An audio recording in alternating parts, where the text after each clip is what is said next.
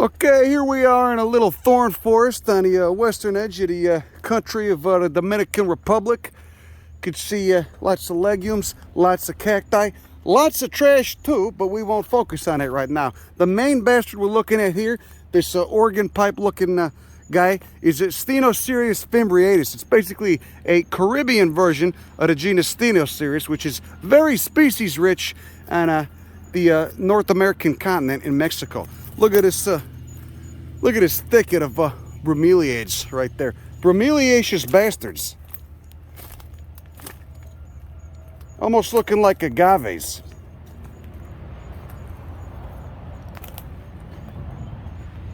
Look at this guy. Looks like a species of Hericea.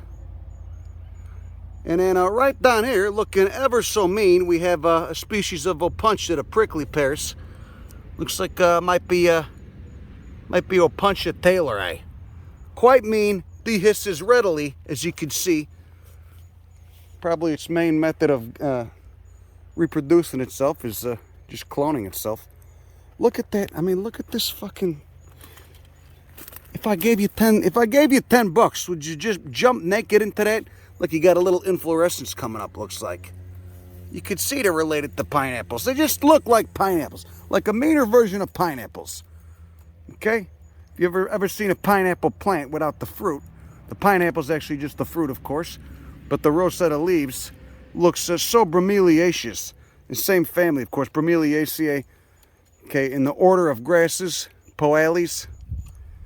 One of my favorite monocots. Very mean. Okay, and lots of unrelated plants do this with the spiky leaf rosette thing. You got the agaves, you got the nolinas, you got the eryngiums in the carrot family, do the same thing. Some of the members of the Consolea do this. They don't have the spikes though, but bromeliads seem to do it the meanest. Look at those spines on it. Look at those recurved spines, just ready to stab you.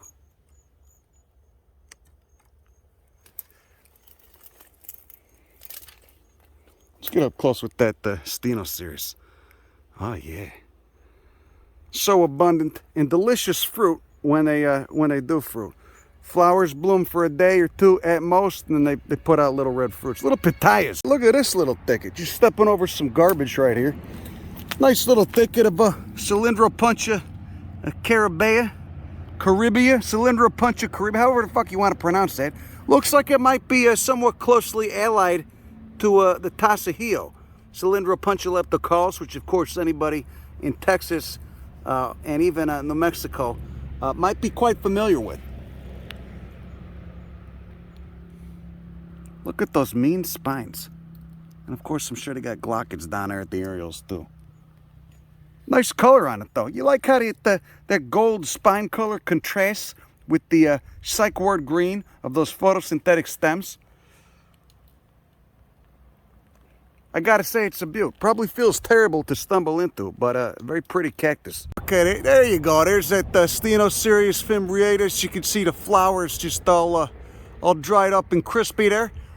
And the inferior ovary below them that mature in fruit. Now, they don't get too big. You can see here's one I just pulled off. So probably bird dispersal. I'm gonna go ahead and say that. That's the main way that these get around. They're very successful here, and it's this thorn scrub. Okay, with the legumes and the other cactus and whatnot, you can see the little tiny black seeds inside that fruit. And I will not be smuggling this back inside my ass. See, they do get a little bit bigger. Look at those fruits up there, about golf ball sized. But again, the birds just go up there, rip them out, take some flesh, take some of that flesh, and then in doing so, drop the seed all over the place like total slobs. You know, impressive though. They kind of branch low. Notice how they branch closer down to the ground. They don't really form branches, you know, above a foot or two. Just kind of stick with that organ pipe shape. Look at a Cylindropuntia. How about that? Always good to wear boots.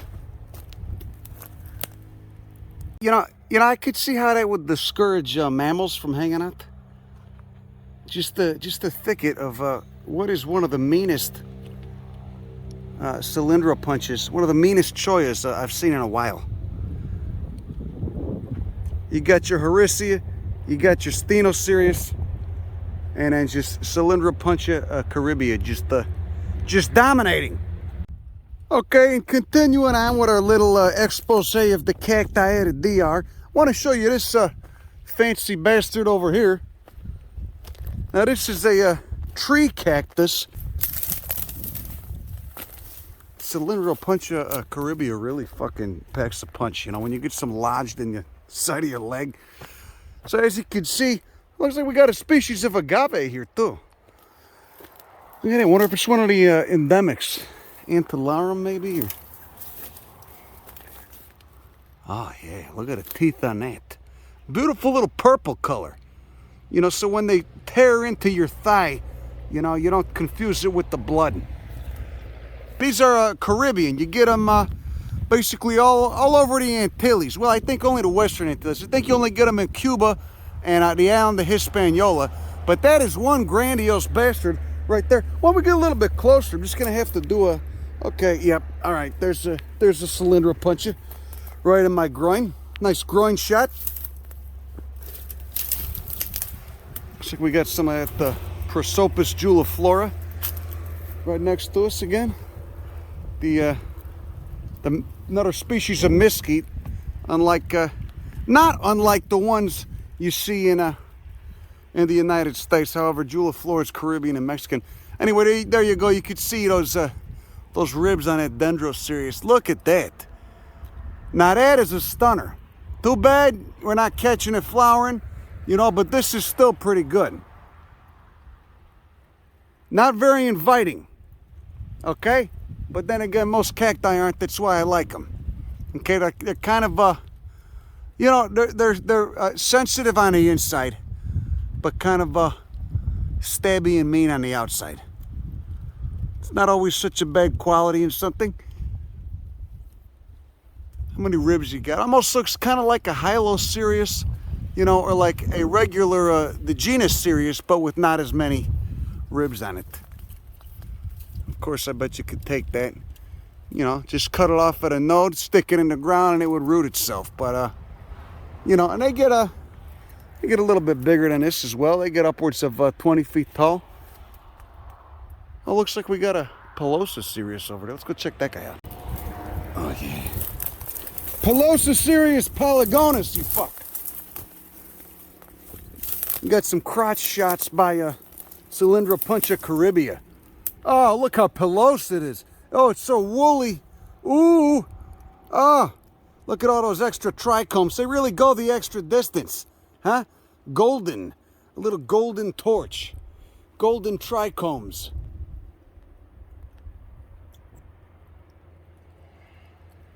Ah.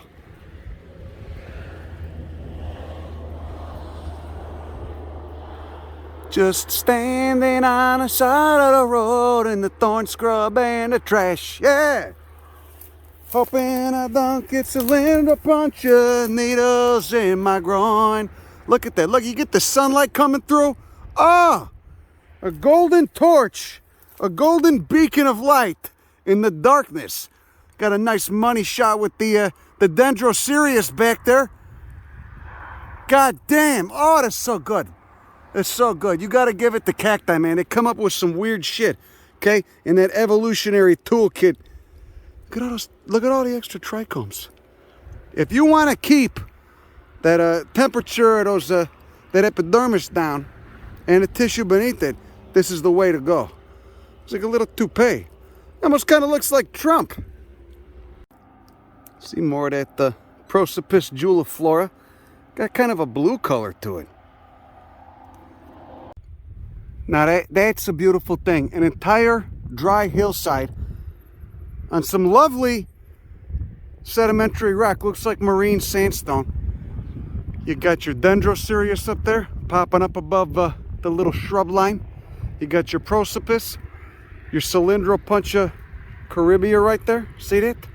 And this guy, this wonderful man. This wonderful guy. Okay, looks like a prickly pear. Certainly it's in that subfamily, except these get, you know, upwards of 10, 15 feet tall. This is a Consolea MONILIFORMIS, and this is just a young one. Let's go take a look at a bigger one. Looks like they got a lot of land snail diversity here. Thank God for Red Wings, huh? You could just step right on this fucking Cylindropuntia and be fine. So, like I was saying, that Consolea are basically tree cacti. Oh, look, you got one. You got a little flower about to burst out. Look at how warty that gets. Now notice that the older pads, well, basically, you know, these aren't leaves, of course. They're stems. They're cladodes. The older cladodes lose their spines and just look kind of warty. It kind of looks like you know, some sort of venereal disease. No offense. I love you. You look great. I'm just being honest, okay? It's no mark against you. But certainly when they're young, they got the spines. As they get older, as they get up above the normal reach of browsing herbivores, they lose it. And very notable stem texture there. Look at that. Look at that. Almost looks like some sort of damn Star Wars character's skin or something, huh? Hey, of all the things my mind could be polluted with, you know, advertising, you know, commercials for car insurance, whatever the fuck, Star Wars isn't that bad, I guess. You got a flower over there, too. Look at that. I don't appreciate that, okay? Could we just, you just cut loose, huh? And then right here we got a species in a genus MELOCACTUS. You can see he's just getting his cephalium. MELOCACTUS, of course, is one of the few cacti genera. There's a few of them. It's one of the few cacti genera that gets an apical cephalium. Okay, looks like a little fez when they're mature. This one's still pretty young still. Okay, so it's apical at the apex of the stem. Remember, cacti are just basically stems. It's a little cephalium, and a cephalium is just a way for it to basically maximize the efficiency of flowering. Okay, because cacti can only produce, and I'll tell you this a couple times just to knock it into your thick skull, but the cacti can only produce one flower per axillary bud. I think there's a few genera that can produce more than one flower per axillary bud. But because of that, they can only flower once out of each areole, and that's it. So anytime they want to create another flower, they got to grow more. And of course, that's hard to do if you're in a hot, dry environment where you're trying to cut your losses, you know, and minimize. They grow slow as fuck, okay? And that's because of their environment. So because of that, you know, this thing evolved, this cephalium, which is a way for them to flower as much as they want without having to worry about growing any more stem, okay? And this is Melocactus LEMAIREI, I believe. You can see it's just starting. Are those the fruits or the flowers? Oh, those are the flowers. See, so they're basically protected in that little cephalium. All the spines, basically that whole, all the growth is just condensed into one little fez-like structure. Okay, kind of looks like a Shriner that goes on top of the shoot. You can see there's just wrapping up those flowers. Those flowers just bloom for one day and one day only, like many cacti flowers. And then, of course, if they've been pollinated, they'll mature into a little fruit. You get a swollen ovary down there, swollenovaries.com, and then the fruit matures deep within the cephalium as well. And then once it's fully mature, it swells up and it's pushed out to be accessible to birds, which disperse the seed. Look, you got a couple more Melocactus over there. But I wanted to get up here and show you this Consolea. You know what isn't a dildo in Spanish consolador? The consoler? I don't know. Someone go look that up. What is a dildo in Spanish called? So anyway, getting to the point, getting up close, you can see you got the spines down there when young, and once they reach once they get to a certain height, the spines are, for the most part, gone. You still got a couple residual guys up there, and this guy is just starting to flower. Well, someone's playing his smooth jams. I doubt I'm gonna hear any Marvin Gaye or Delphonics out here, though. You never know, though. Remember one time I got off a freight train in, oh shit, sorry, guy. One time I got off a freight train in San Luis Potosí about 15 years ago, and we thought we were in the middle of nowhere, and all of a sudden, Frank Sinatra's New York, New York comes on. And I guess the people in that town loved him because they kept blasting it for another 2 or 3 hours up there. Look at this. Let's get a money shot of this guy real quick. Look at that.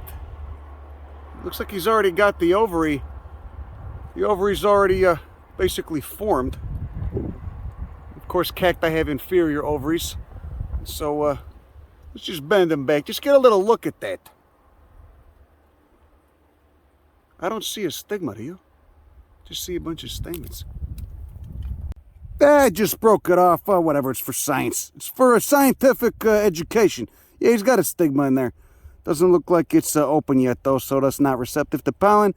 So as to avoid self-pollination.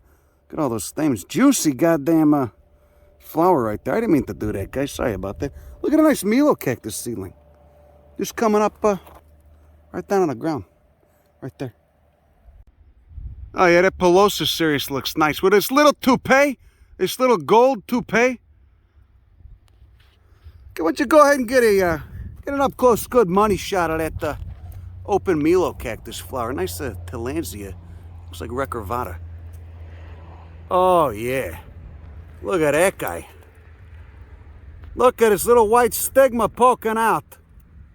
I don't see any stamens though. I can't really get that close though. Could it be just a strictly pistillate flower? Could it be that melocactus are dioecious? Requiring obligate outcrossing? Look at the fez on him. Look at that. He's got a big one. Looks like the Shriners on the cover of that Dead Kennedys album. I mean, wasn't it a cute picture? All those guys, probably closet racists on their little car with the fezzes on. How about that? Yeah, look at that. ZYGOPHYLLACEAE, the creosote family. You got a species of TRIBULUS. Wonder if that's just terrestris or what. They look, I wonder if they're polymorphic. Maybe they got some phenotypic plasticity in there. Look at how blue and woolly this guy is. Quite a few species in that genus though, so who knows.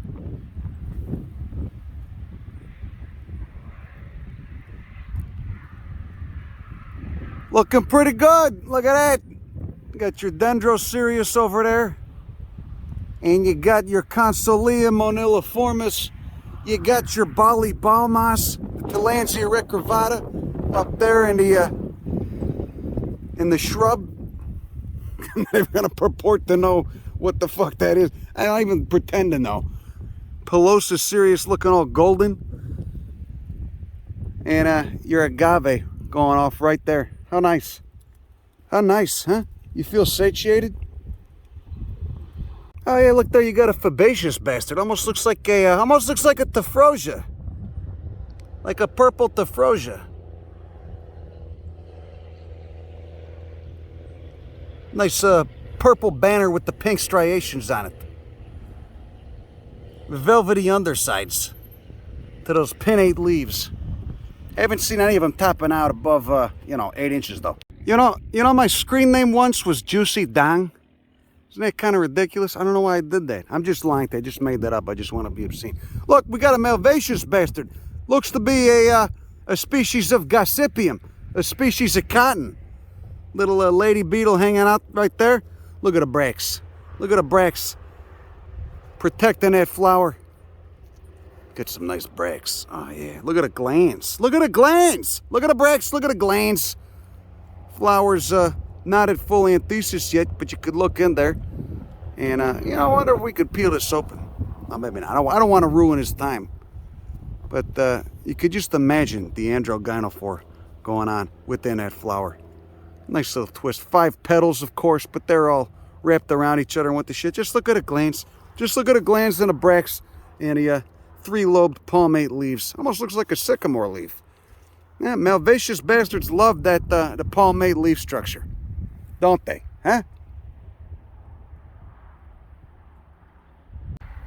There's another one of those melocactus flowers. You could see you got stamens down there. They're just not open yet. Or maybe they're already done. Either way, they're all incurved towards the apex of that flower, towards the center of that flower. And that little stigma is just open like a hand. Look at all those pink tepals. Then of course you get all the trichomes, the little spines all condensed. Remember, in the cephalium, no stomata, no chlorophyll, no photosynthesis. Just a structure devoted strictly and entirely to banging. Okay, and I'm sorry, I had to do it. I had to tear open one of those gossypium flowers, one of those cotton flowers, and look at that structure in there. Very peculiar. Again, avoiding cross-pollination. See how, see the heterostyle? See how that style and stigma, well, the style altogether, the pistil, the stigma's elevated, you know, a good ½ inch above all those stamens, you know, so they don't end up self-pollinating, okay? Encouraging outcrossing, okay? A more beneficial form of genetic recombination. Look at all the glands on the damn style, though. How about that? Little black glands.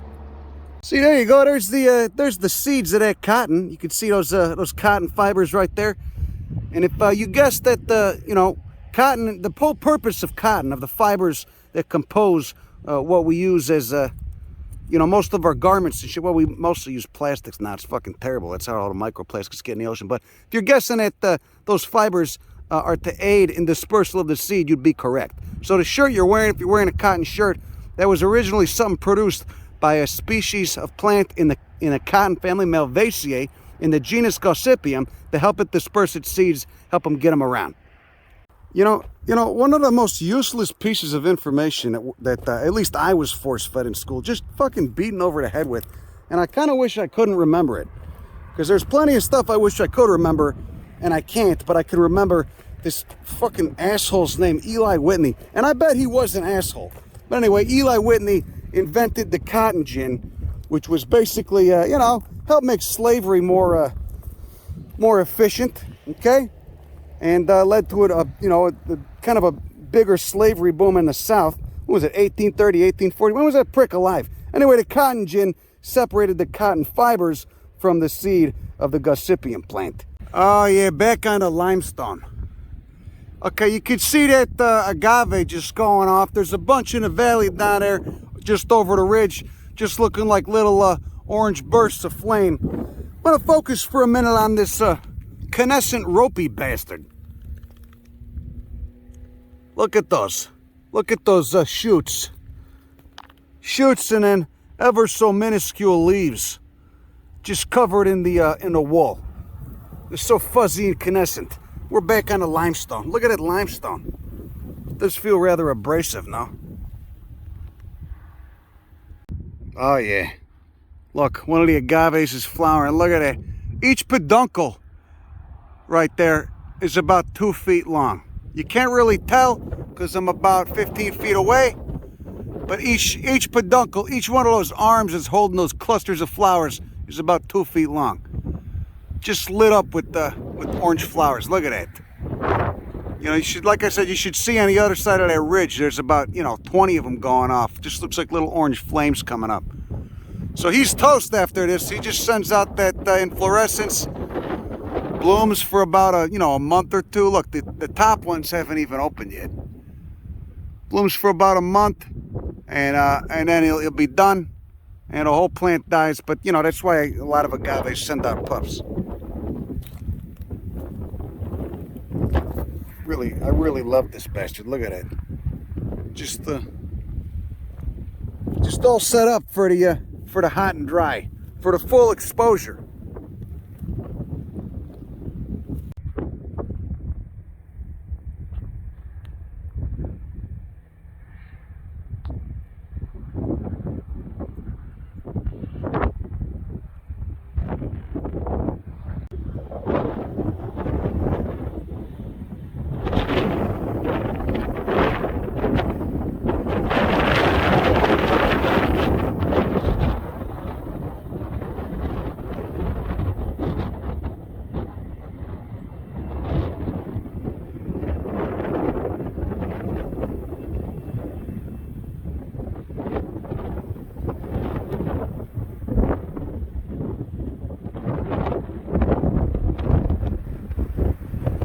Look at that melocactus every which way. And Right here we got a postinaceous bastard, oleander family, Oppuntinaceae. Look at that little boomerang shaped series of fruits right there. Just like a little follicle each. Just ready to split open and pop out. Oh, waxy. Waxy epidermal tissue. There's the leaves right there. Does it bleed? Oh, yeah, it does.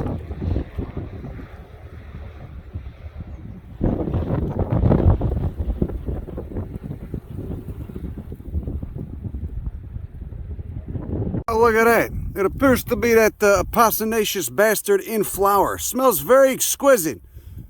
Oleander family. So waxy. Look, he's leaking all the juice through all that latex. Smells pretty good, though. He does smell pretty good. Got your 5 petals.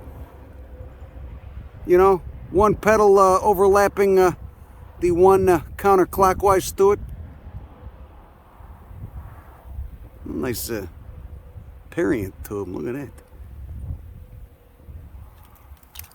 There you go. Got your opposite leaves down there. Oh yeah, look at this. Look at this juicy bastard. Look at that. Ah. Little velvety stem. Little velvet on the stem. Velvet on the leaf too. Look at this. Goddamn. There's no getting out of that. Wonder what family that is. Is that the Loasaceae? Maybe, I don't know. Have to figure that one out. Well, that's all I got for you tonight. Hopefully you enjoyed that. Have a nice rest of your evening. Go fuck yourself. Bye.